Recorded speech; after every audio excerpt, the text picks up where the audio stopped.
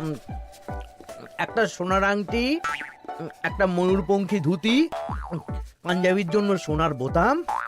এই, তুমি সেই বিকেল থেকে কি এত লেখাপড়া করছো বলো তো? চিঠি লিখছি, তা কাকে চিঠি লিখছো শুনি শুনি? আমার শাশুড়ি মাকে লিখছি গো গিন্নি। তা আমার মাকে হঠাৎ চিঠি লিখছো কেন? 1 সপ্তাহ পরেই তো জামাই ষষ্ঠী, তাই মন্ত্রীমশাই সব আবদারগুলো একে একে লিখে ফেলেছেন।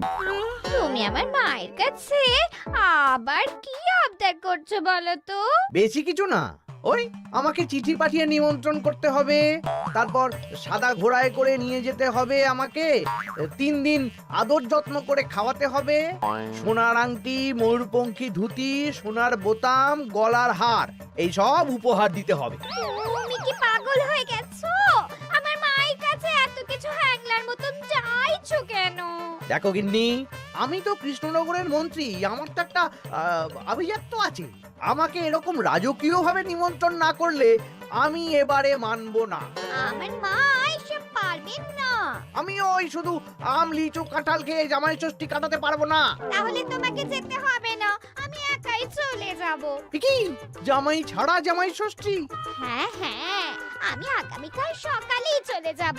এই পোড়া কপালের সংসারে যত কম থাকা যায় ততই ভালো।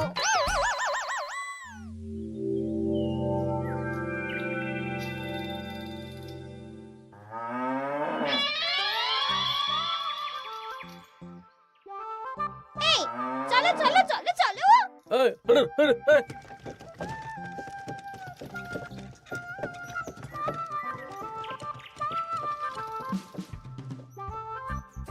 এটা আমার সাথে কি হলো রে বটা ঘটা?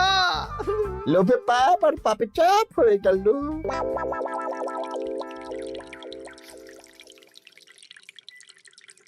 বাহ বাহ, আজ সবাইকেই বেশ খুশি খুশি দেখাচ্ছে।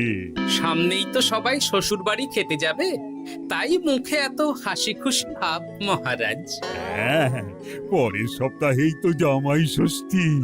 তা মন্ত্রী, তোমার কি খবর? আমারও ভালোই খবর। তুমি এত চুপচাপ কেন? আমার জন্য তো আমার শাশুড়ি মা এলাহি আয়োজন করেন, এবারেও নিশ্চয়ই করছেন। কিন্তু গিন্নিমাকে যে দেখলাম আজকেই আপনার শ্বশুর বাড়ি চলে গেলেন, মুখটাও কেমন ভার ভার ছিল। আপনার সাথে ঝগড়া হয়েছে নাকি? না না, ঝগড়া কেন করতে যাব? আমি তো গিন্নির সাথে মিষ্টি সুরে কথা বলি। তা গোপাল, তোমার কি খবর? আমার আর কি মহারাজ, এখন তো আর আমি জামাই ষষ্ঠী যাই না, আমাদের নিজেদের মেয়ে জামাই আছে, তাদের নিয়েই ব্যস্ত থাকি। ও, তাই এবারে তারা আসছে তো? হ্যাঁ, আমার গিন্নি তো তাদের জন্য অনেক ভাবনা চিন্তা করে রেখেছে। ওই আম, কাঁঠাল, লিচু তো আছেই, তার সাথে ওই ইলিশ মাছ, কাতলা মাছ, 5 রকমের সবজি, 2 রকমের ডাল, আরো কত কি। বাবা বাবা, বেশ বেশ, তাহলে তোমাদের সবার জামাই ষষ্ঠীতে ছুটি থাকবে। সব কেনাকাটা করতে হবে তো।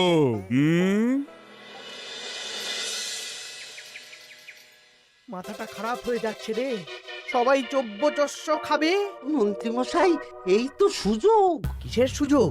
আমি বলতে চাইছিলাম যে এই সময় সব সভাসদেরাই তো জামাই ষষ্ঠীর নিমন্ত্রণ রক্ষা করতে শ্বশুর বাড়ি যাবে, আর সবাই কিছু না কিছু কিনে নিয়ে যাবে। হ্যাঁ, শাড়ি, গয়না, মিষ্টি। আর গোপাল তো ওর জামাইয়ের তদবির করতেই ব্যস্ত থাকবে। গোপালও কেনাকাটা করবে, তাই এই সুযোগটা হাতছাড়া করা যাবে না। হ্যাঁ, সবাই হাত খুলে খরচ করে কেনাকাটা করবে, আর আমি ওই কেনাকাটায় ভাগ বসাবো। একদম এইটাই বলতে চাইছিলাম। শোন, তোরা শুধু ভাবনা চিন্তা করে নে কিভাবে কুচির কাজটা করা হবে। আমি আগামীকাল রাজসভায় একটু বিশদে জেনে নেব যে কে কি কবে কিনছে। কেমন? বেশ, তাহলে তো কাজ আরো সোজা হয়ে গেল। আমরা সোজা কাজ করব, আপনি মজা নেবেন। একদম।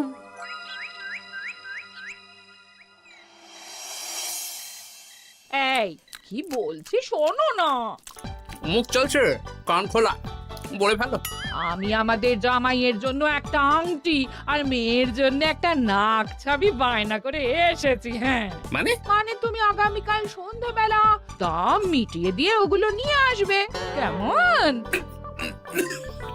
ওরে বাবারে কি হলো গো? ষাট ষাট কি হলো?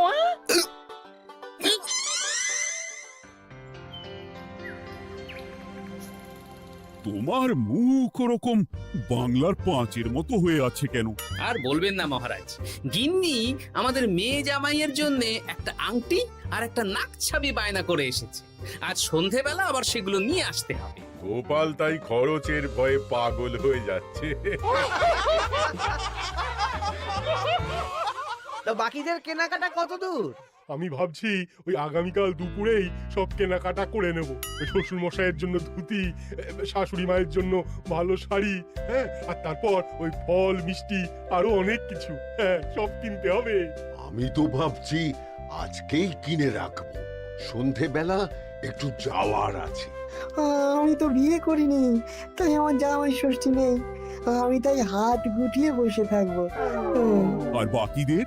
আমার মহারাজ, বুঝে গেছি, তোমরা এখন থেকেই ব্যস্ত হয়ে পড়েছ। ঠিক আছে, তাহলে আমি এখনই ছুটি ঘোষণা করলাম।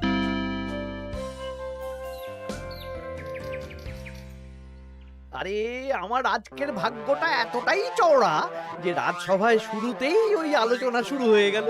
মানে মানে গোপালের মুখ ভার ছিল, নিজেই কারণ বলে দিল যে আজকে সন্ধ্যাবেলা জামাই আর মেয়ের গয়না কিনতে যাবে। আচ্ছা, আর বাকিরা? বাকিদের ব্যাপারও জেনে নিয়েছি। আমি একটা তালিকা বানিয়ে রেখেছি। কিসের তালিকা? এই যে কে কখন কি উপহার কিনতে যাবে। আরে বাস, তোরা দিনে রাতে চুরি কর, বুঝলি, সারা রাজ্যে চুরি কর। রাঘব বোয়ালের খবর তো আমি দিয়েই দিলাম। এর সাথে সাধারণ প্রজাদের ঘরেও চুরি করব? একদম। মন্ত্রীমশাই, এবারে হিসেবটা 50-50 হবে তো? মানে ওই আমরা যা চুরি করে আনবো তার অর্ধেক আপনার আর অর্ধেক আমাদের। কারণ এবারে তো আর গিন্নিমা নেই, তাই আপনার খরচ নেই। এই তোরা কার সাথে কার তুলনা করছিস? আমি এই রাজ্যের মন্ত্রী, তোদের কাজ দিচ্ছি, এটাই তোদের অনেক ভাগ্যের ব্যাপার। হ্যাঁ না, হ্যাঁ, যা পাওয়া যাবে তার 80 ভাগ আমার আর 20 ভাগ তোদের। তোরা দুজনে ওই 10-10 করে নিস, যদি না পোষায় বলে দিস। আরে বাবা রে, না না, ঠিক আছে, আপনার শর্তেই রাজি। তোরা চুরি করবি মুখ ঢেকে বা মুখে কালো রং করে, আর গায়ে হাতে তেল মেখে নিবি, ভুলিস না। আচ্ছা মন্ত্রী মশাই, মনে থাকবে। বুঝলে রানী, আমি সব সভাসদদের আজকে থেকেই জামাই ষষ্ঠীর ছুটি দিয়ে দিয়েছি। ভালোই করেছেন, চলুন না আমরাও আগামীকাল বেরিয়ে পড়ি। হ্যাঁ, তাহলে তো ভালোই হয়। সারা দিন রাত এত কাজের চাপ, এত হিসেব নিকেশ, কয়েকদিন একটু ঘুরে এলে মাথাটা হালকা হবে। তাহলে মহারাজ, আমি এখনই সব গুছিয়ে রাখতে বলছি, কাল সকাল সকাল বেরিয়ে পড়বো। বেশ বেশ, তাই করো, সেটাই ভালো হবে।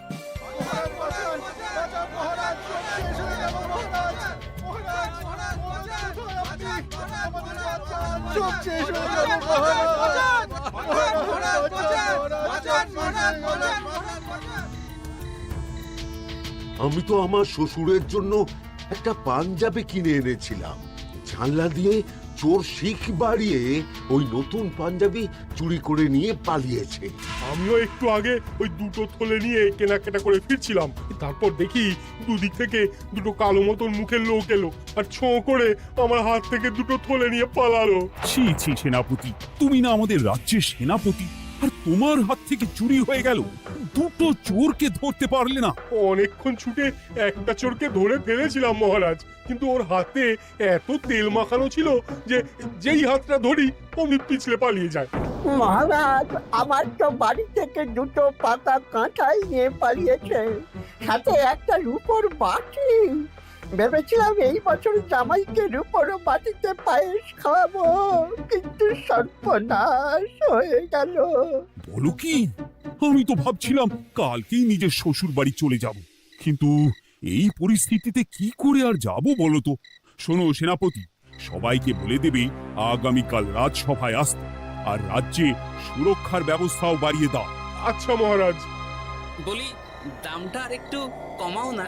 না না না, এর চেয়ে কমে দিতে পারবো না। তুমি যা বলছো তাতে শুধু আংটি হবে, কিন্তু নাক ছাবি হবে না। আরে বাবা, আমার এখন হাত টান অবস্থা, তুমি বোঝার চেষ্টা করো। এক কাজ করো, আমাকে আমাকে তুমি ধারে দিয়ে দাও। আমার কাছে গয়না কেনার একটাই মূল মন্ত্র, আজ নগদ কাল ধার। হয় নগদ দাও, নইলে খালি হাতে যেতে হবে। বেশ, আমি তাহলে কালকেই আসবো, ধারে নিয়ে যাব। হ্যাঁ, বাবা রে বাবা, কি শেয়ানা বুদ্ধি! উহ,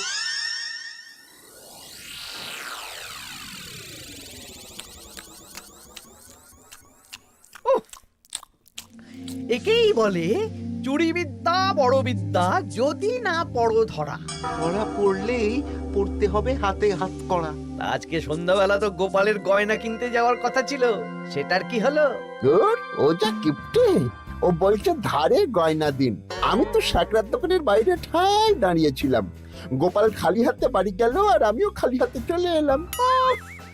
গোপালের এই চওড়া কপাল।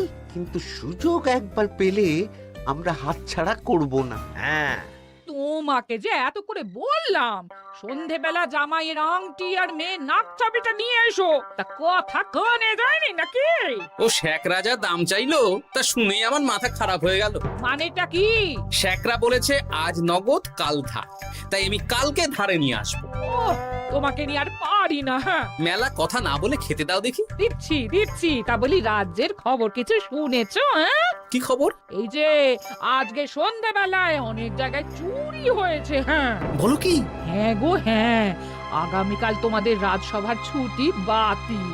রাজবাড়ি থেকে লোক এসেছিল, জানিয়ে গেছে। ব্যাপারটা কি? বলছি হাত পা ধুয়ে নাও, খেতে বসো। বলছি দাঁড়াও।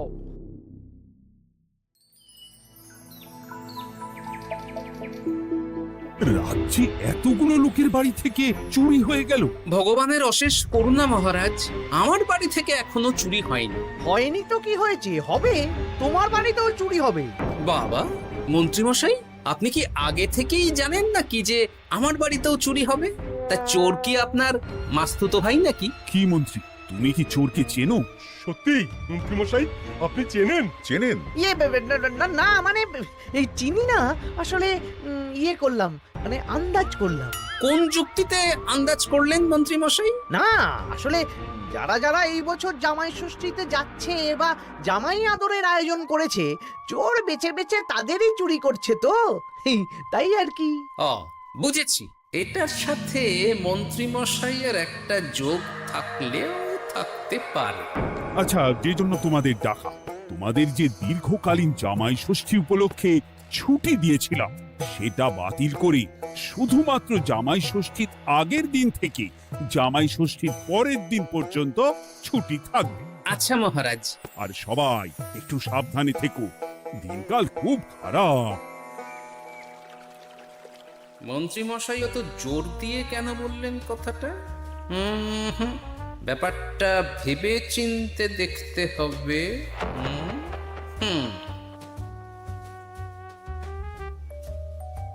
এই তো পুটি, এই পুটি, শোন। বলো। বলছি, তুই বাড়ি যাচ্ছিস তো? হ্যাঁ গো দাদু। শোন না, তোর বাবাকে একবার দুপুরবেলা আমার সাথে দেখা করতে বলিস তো। আচ্ছা দাদু, ঠিক আছে, আমি বলে দেব। বেশ, এই তাড়াতাড়ি আসতে বলিস, কিন্তু বেশি দেরি যেন না করে। ঠিক আছে গো দাদু, বলে দেব।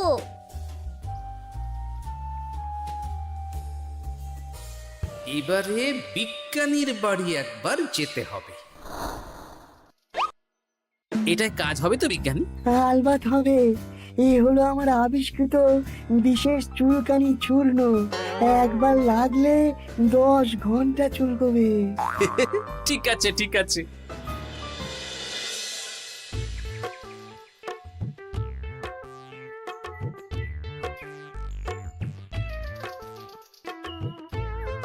ও গোপাল দাদা, তুমি আমাকে ডেকেছো? হ্যাঁ, শোনো পুটির বাবা, তোমাকে একটা কাজ করতে হবে। বলো কি কাজ? তুমি আজ বিকেলে আমাকে একটা বড় ঝুড়িতে সবজি দেবে।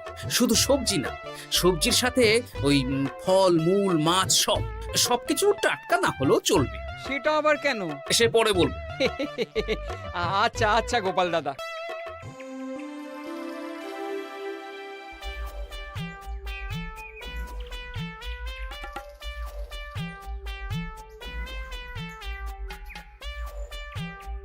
বাবা, পুটির বাবা এত শাক সবজি ফল নিয়ে বাড়ি যাচ্ছ নাকি? না না, গোপাল দাদার বাড়ি যাচ্ছি। জামাই ষষ্ঠীর এলাহি আয়োজন করেছে তো। ও তাই তো, তাই তো। বেশ বেশ, যাও যাও যাও।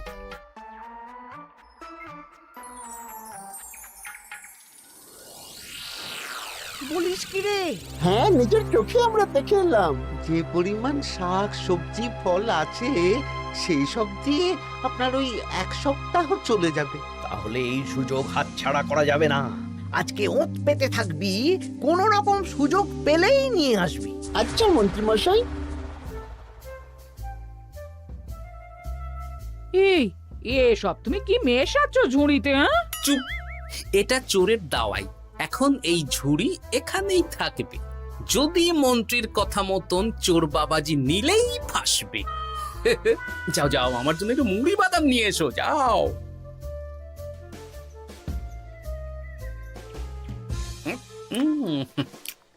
আহা, মুড়ির কি স্বাদ!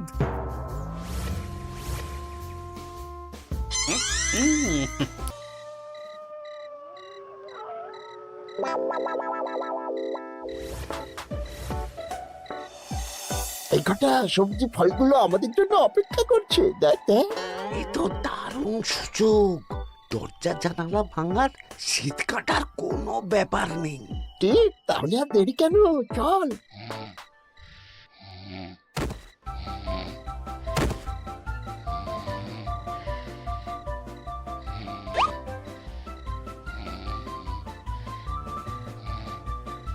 পরিবার কি চুল করছে রে? ওরে বাবারে, আমারও হাত চুল করছে। পরিবার চুল করছে তো। ওরে বাবারে। এই কে রে? এই সেরেছে, গোপাল চলে এসেছে। আর পালানোর পথ নেই। এবার আমরা কোথায় যাব? কোথাও যেতে পারবি না। সারা রাত এই উঠোনেই গোল গোল করে ঘুরতে থাক।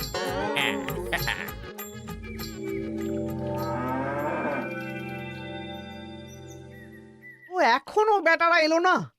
ওরা ধরা পড়ে গেল না তো? ধরা পড়ে আমার নাম বলেনি তো?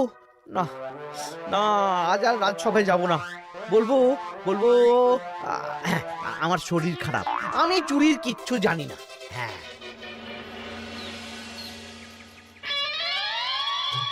শুধু মন্ত্রী আসেন। মন্ত্রীমশাই ভয়ে আসেননি মহারাজ। মানে মন্ত্রীমশাইয়ের 2 বিষাক্ত হাত ধরা পড়ে গেছে। এরা দুজনে মন্ত্রীমশাইয়ের নির্দেশে সবার বাড়ি বাড়ি চুরি করেছে, ছিনতাই করেছে। তাহলে আর দেরি কেন, চলুন মন্ত্রীকে ধরে আনি। এ না হয় ধরবেন, কিন্তু উনি যদি অস্বীকার করেন, কারণ চুরির সময় উনি তো উপস্থিত ছিলেন না, যদি বটা ঘটার কথা অস্বীকার করেন। সে ভাবনাও আমার ভাবা আছে। শোন বটা ঘটা, এই তো ভালো বুদ্ধি, চলো সবাই।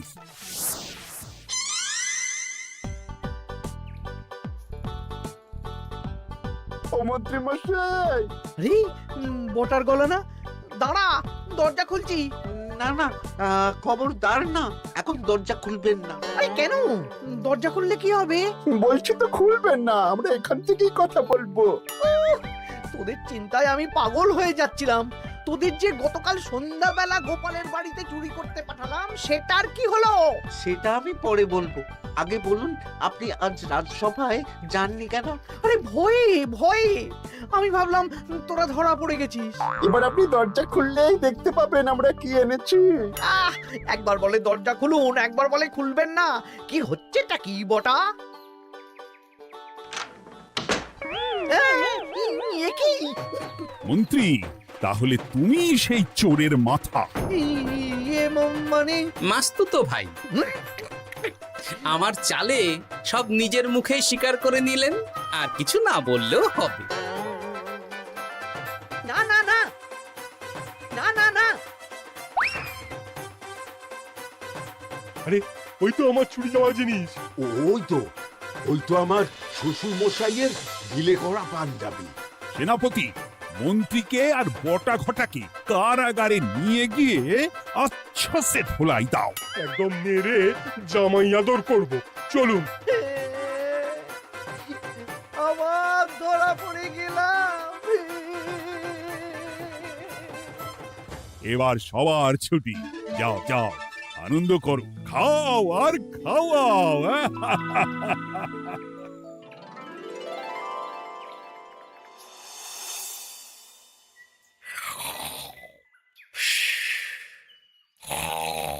কি গো, বলি বেলা তো অনেক হলো, উঠবে তো নাকি? কাল সারা রাত যা ধকল গেছে, তাই একটু বেশি ঘুমিয়ে পড়েছিলাম। বলি ধকল আবার কি?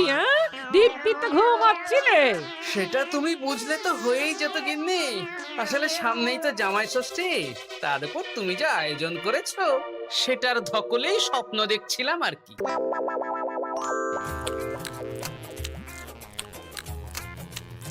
জমানো দই, দমদমাট খাবার, দারুণ হয়েছে রান্না। জমজমাট জামাই ষষ্ঠী, শুরু হবে আমার কান্না।